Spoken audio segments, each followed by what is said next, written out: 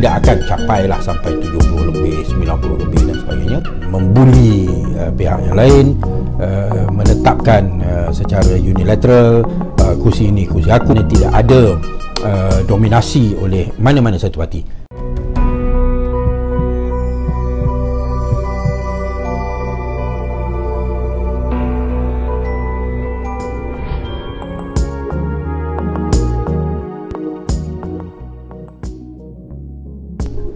Assalamualaikum warahmatullahi taala wabarakatuh.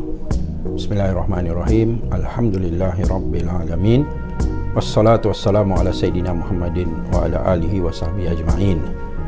Saya Khalid Abdul Samad, ahli parlimen bagi kawasan Shah Alam dari Parti Amanah Negara, dan saya merupakan ahli kepada jawatan kuasa perundingan kerusi Pakatan Harapan, dan setakat ini proses perundingan sedang berjalan dengan lancar.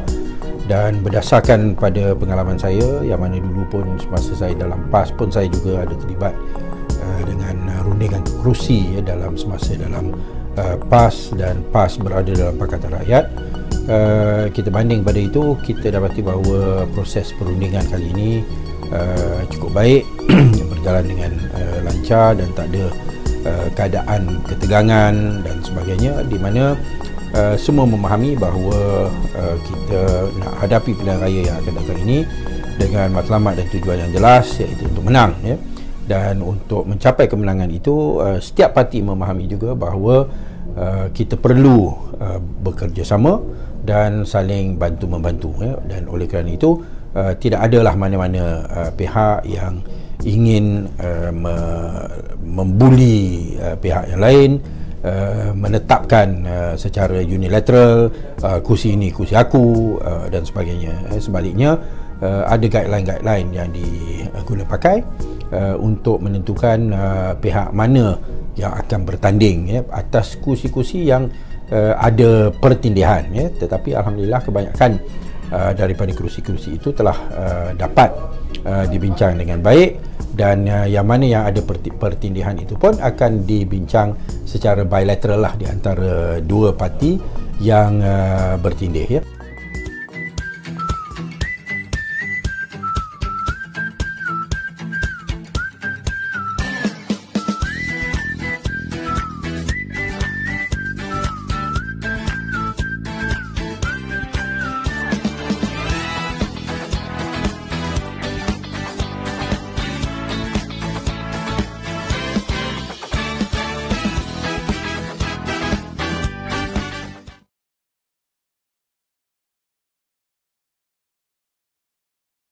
Ya, yang parti yang baru yang masuk dalam Pakatan Harapan adalah Amanah dan Bersatu, ya. Bagi Amanah, kita boleh katalah bahawa kerusi yang pernah ditandingi oleh PAS adalah merupakan kerusi yang sepatutnya diberikan kepada Amanah, ataupun diberikan prioriti kepada Amanah.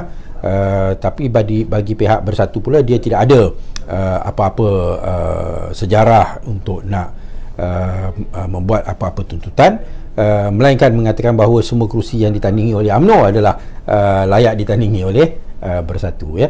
Tu of course ianya sememangnya akan menimbulkan masalah sekiranya kita semua bersikap sebegitu rupa.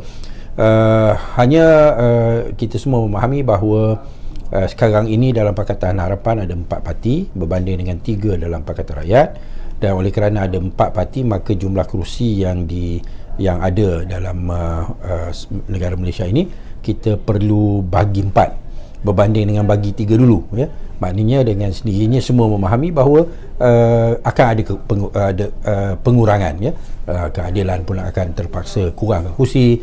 Kami yang mana yang kerusi yang ditandingi oleh PAS, Amanah pun tak boleh tuntut semuanya, ya, kerana sebahagian tu kena bagi pada Bersatu juga, ya, supaya akhirnya semua parti akan mendapat jumlah kerusi yang munasabah, yang respectable, yang akan menzahirkan keadaan di mana tidak ada dominasi oleh mana-mana satu parti, dan semua keempat-empat parti itu merupakan parti-parti yang mempunyai peranan dan ada sokongan dan merupakan parti yang penting dan perlu dihormati dalam gabungan Pakatan Harapan, ya.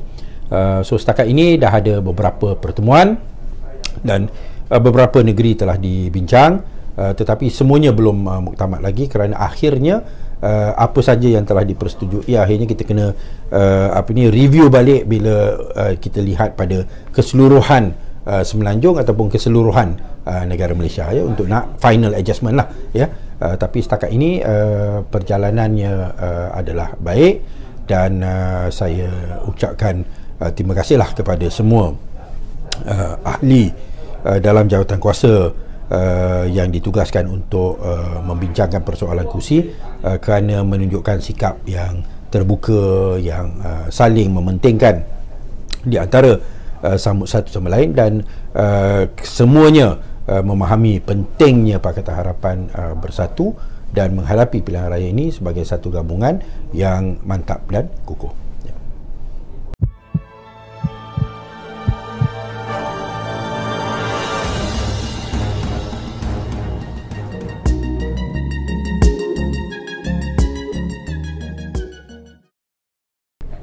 Amanah merupakan parti yang baru yang baru ingin nak capai usia 2 tahun pada bulan 9 tahun ini, ya. Namun demikian kita telah berjaya untuk membentukkan amanah di hampir semua kawasan parlimen di mana kita akan bertanding, ya.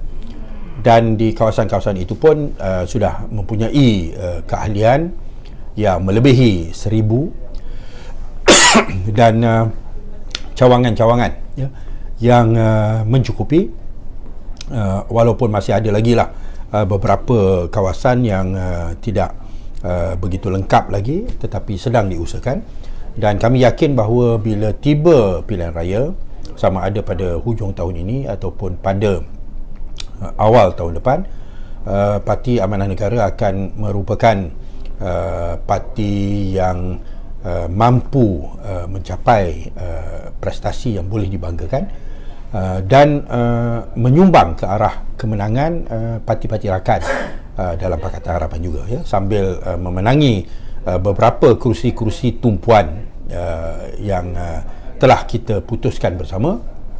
Kita juga akan menjadi rakan yang setia dan jujur membantu parti rakan untuk menang di kawasan-kawasan yang telah dipersetujui mereka akan bertanding, ya, seperti mana mereka juga akan membantu kita. Dan sekarang ini walaupun orang mengatakan bahawa tanpa PAS maka amat sukar untuk menang, tetapi saya beranggapan bahawa ketidakhadiran PAS telah pun dapat ditampung, ya, oleh kehadiran Amanah dan kehadiran Bersatu dalam Pakatan Harapan, ya, dengan 4 parti ini, di mana 3 daripadanya adalah parti yang majoritinya Melayu. Kalau Bersatu tu memang semuanya Melayu. Kalau Amanah ni memang 90% lebih adalah orang Melayu Islam. Keadilan pun adalah dalam 70 ataupun 60% orang Melayu. Maka dalam gabungan Pakatan Harapan itu tidak ada sebab lah, ya, mengapa orang-orang Melayu perlu rasa risau, apa yang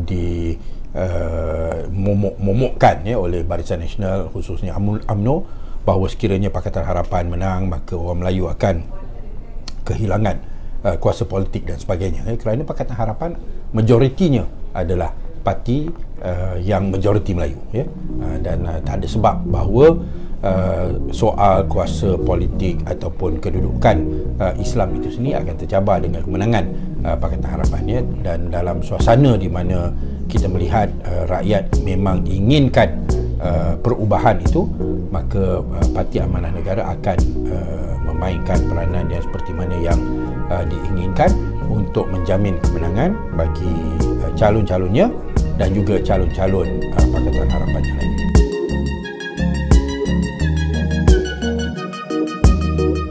Seperti mana yang saya sebutkan tadi, sekarang ini dalam Pakatan Harapan kita ada 4 parti. Dulu dalam Pakatan Rakyat hanya ada 3 parti. Maka bila ada agihan kerusi, sudah tentu, ya, kita tidak akan dapat jumlah yang sebanyak mana yang pernah diperolehi oleh PAS. Kalau dulu dulu PAS dapat 73, Keadilan dapat 98 dan DAP dapat 51 ya. Tu yang 222 kerusi parlimen ya. Tapi sekarang ni oleh kerana dah bagi 4, maka jumlah kerusi yang akan diperolehi oleh Keadilan, yang akan diperolehi oleh Amanah, yang akan diperolehi oleh Bersatu tidak akan capailah sampai 70 lebih, 90 lebih dan sebagainya.